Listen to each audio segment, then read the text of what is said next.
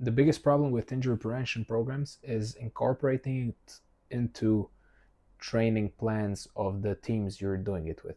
So if you want to test your plan, you should talk with the head coach or be the strength and conditioning coach of that team, and you need to test your theories along with their own practices. So it is not a one-to-one testing, because they're during the usage of your program, they're putting themselves through the stresses of the practices and through very specific stresses of the game.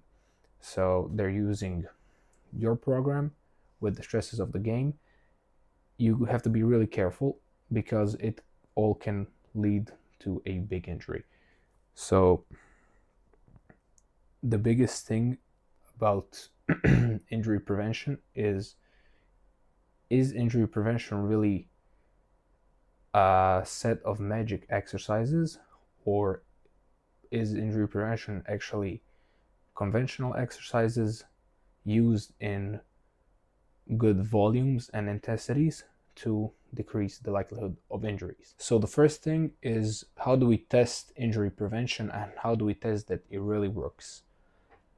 There are a lot of studies on injury preventions, but there are only some that are credible enough to say that that program really works on that specific sports team or that specific set of sports players.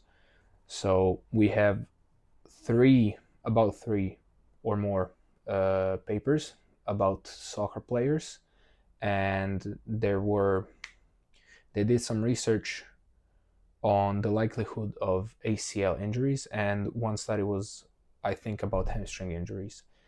And we see that with their protocols, the likelihood of injuring your ACL, it decreases about 20 to 40%.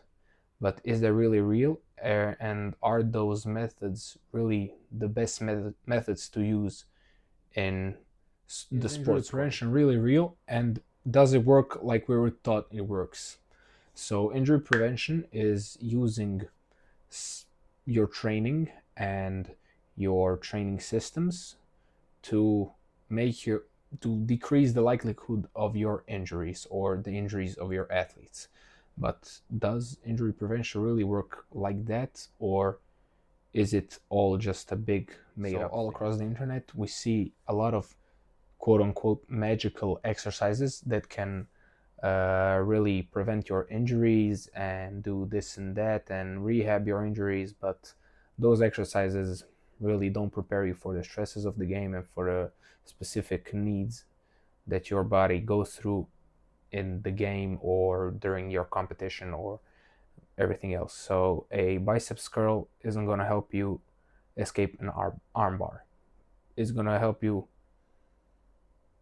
not tear your bicep tendon, but if somebody really tugs on it, you're going to tear your bicep tendon because you're not forcing your elbow with high enough forces that are specific to a grappling match, let's say, or a judo match.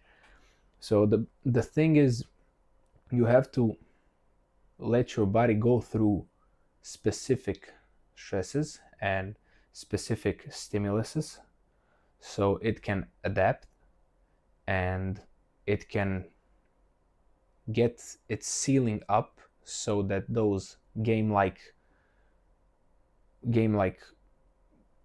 environments become nature to it, become second nature.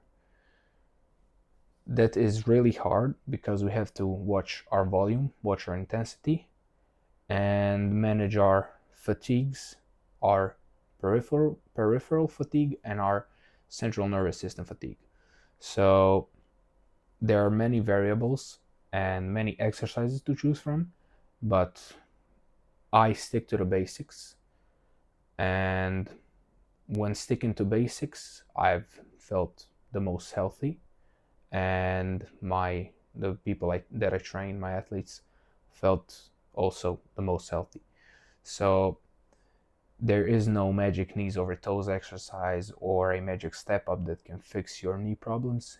You got to deload a little bit, then load it back up, and proportionally to the level of pain you're feeling, and then introduce back all of those stresses like jumping, easy kicking, and that is really the magic of it. It's progressive overload and preparing your body for specific needs of the sport. So that this was a quick video and quick few ideas I wanted to share with you.